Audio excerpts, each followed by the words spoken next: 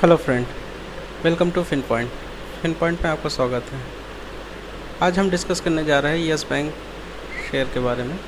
इस स्टॉक ने इस हफ्ते एक पीक बनाया 17 रुपये 5 पैसे का, फिर उसी के बाद ये लोअर सर्किट पे आना शुरू कर दिया। इसने अपना पीक बनाया 13 तारीख को 17 रुपये 5 पैसे, फिर 13 तारीख को ही 15 रुपये 95 पैसे पे इसने अपनी क्लोजिंग दिया। नेक्स्ट डे 14 तारीख को इसने लोअर सर्किट लगाया, 15 रुपये 10 पैसे पे क्लोज हुआ। क्योंकि बल्क सेलिंग की वजह से एक सेलिंग प्रेशर आया और प्रॉफिट बुक हुआ, जिसकी वजह से ये लोअर सर्किट लगाया। कल जब ये ओपन होगा तो हो सकता है कि ये अपर सर्किट लगाए और हो सकता है कि ये 15 के नीचे फिर ट्रेड करना शुरू करे या एक लोअर सर्किट और लगाए। मार्केट में आप कोई प्रिडिक्शन नहीं कर सकते हैं कि कल क्या होगा। बस आपको तैयार रहना होगा कि अगर ये सिचुएशन होगा तो हमें ये करना है और इस सिचुएशन पे हमें ये करना है।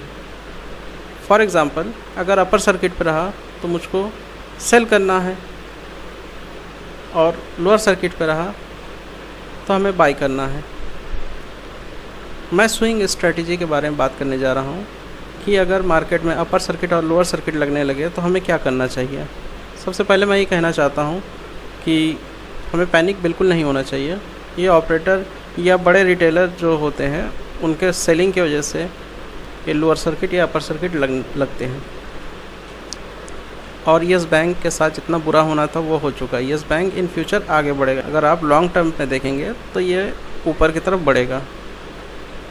तो अब हम बात करते हैं कि हमें क्या स्ट्रैटेजी अपनाना चाहिए इस सिचुएशन पे।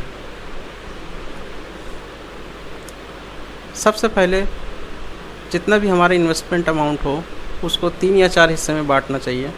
एक बार में पूरा नहीं करना चाहिए इन्वेस्टमेंट। यस बैंक का फ्यूचर अच्छा है। इसमें यस बैंक का शेयर प्राइस इन फ्यूचर बढ़ेगा, नो डाउट। अगर आप 6 महीना या 1 साल के लिए होल्ड कर सकते हैं तो आप इसमें इस स्ट्रैटेजी को फॉलो करिए, वरना मत कीजिए। अगर आपका टारगेट 1 महीने का है तो हो सकता है कि आप लॉस बुक करें। मैं कोई कंफर्म नहीं बोल सकता हूँ क्योंकि मार्केट में कोई भी चीज़ कंफर्म 100% श्योर नहीं होता है कि 100% मैंने श्योर बोला। अगर आप एफपीओ में इन्वेस्ट करते उस प्राइस पे 12 रुपये या 11 रुपये समथिंग पे, तो वहाँ पे 95% चांस था कि प्राइस ऊपर बढ़ेगा, क्योंकि जो बड़े इन्वेस्टर थे उन्होंने पैसा लगाया और वो लॉस नहीं बुक करेंगे। प्राइस जितना लो जाएगा बढ़ने के चांसेस उतना ज़्यादा हैं। फॉर एग्ज़ाम्पल, ये अगर लोअर सर्किट लगते हुए 14 या 13 तक अगर जाए तो वहाँ से इसके बढ़ने के चांस ज़्यादा रहेंगे। हो सकता है कि ये 14 तक ना टच करे, हो सकता है कि ये 14 के नीचे भी जाए। तो हमें उस सिचुएशन में हमें क्या करना चाहिए, मैं ये बताने जा रहा हूँ। सबसे पहले आप अपने फ़ंड को 3 या 4 हिस्सों में बांटिए।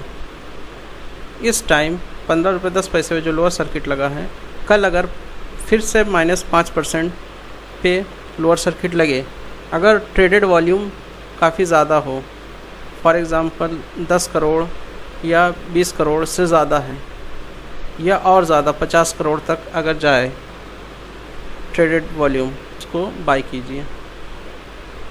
1/3 अमाउंट, पूरा नहीं, या 25% आप बाई करिए।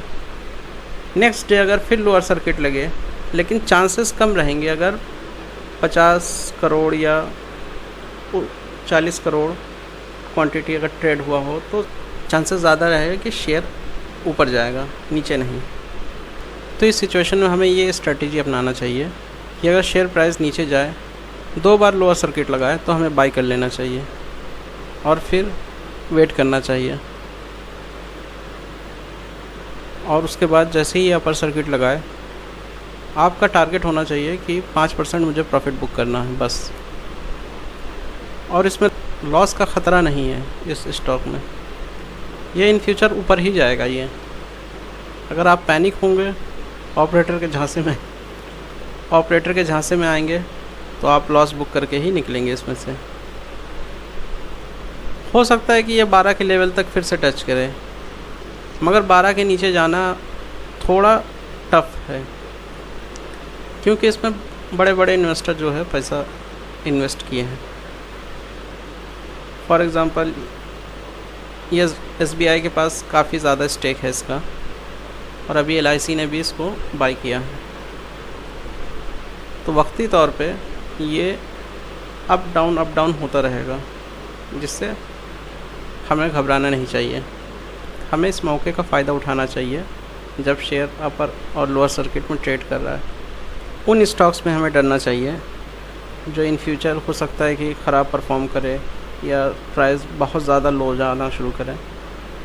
मेरी यह राय है कि जब भी इन्वेस्ट करिए, आपके इन्वेस्टमेंट टोटल अमाउंट का 25% ही आप इन्वेस्ट करिए, ताकि जब वो लो जाए और लो जाए 10% या 15% जब लो जाए, तब फिर आपको लगे कि ये ऊपर जाने वाला है, तब उसको आप फिर से 25% ख़रीद के आप उसको एवरेज कर लीजिए। आपका बैकअप हमेशा तैयार रहना चाहिए, और मैं ये सजेस्ट करूँगा कि कभी भी उन कंपनियों में पैसा मत इन्वेस्ट करिए जिनका फंडामेंटल अच्छा नहीं है, जो फंडामेंटली स्ट्रांग नहीं है। इस स्ट्रैटेजी को अप्लाई करने से पहले आप पहले इस स्ट्रैटेजी को अच्छे से समझिए, फिर उसके बाद खुद फैसला लीजिए, किसी के कहने पे मत लीजिए। और स्टॉक मार्केट में इन्वेस्टमेंट का एक रूल है कि आप इमोशनल मत होइए किसी भी स्टॉक से। इमोशनली अगर आप जुड़ेंगे तो आप उसमें लॉस खा सकते हैं। कुछ स्टॉक में जो है आप एवरेज करने से आपको लॉस होता है, कुछ स्टॉक्स में एवरेज करने से आपको अच्छा प्रॉफिट होता है। तो अगर फंडामेंटली स्ट्रांग है कंपनी तो आप उसमें एवरेज करिए, अगर वो फंडामेंटली स्ट्रांग नहीं है तो आप बिल्कुल भी मत उसको एवरेज करिए। शेयर मार्केट में वही पैसा लगाइए जो आप 1 साल या 2 साल के लिए आपको ज़रूरत में नहीं आने वाला। Okay, best of luck.